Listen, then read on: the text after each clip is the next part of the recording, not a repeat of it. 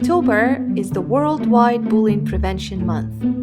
Today, the October 24th, all of us are wearing orange in support of bullying prevention. Throughout the day, the elementary school teachers have been speaking the same language about anti-bullying and kindness in their classes. You cannot bully, you must be a friend to be kind and be good. A group of people that are so happy and kind and I accept it, I give him the kindness. He needs to say sorry.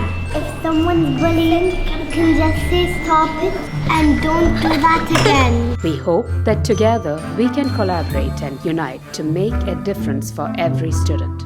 Together, we are united for kindness, acceptance, and inclusion on Unity Day 2018.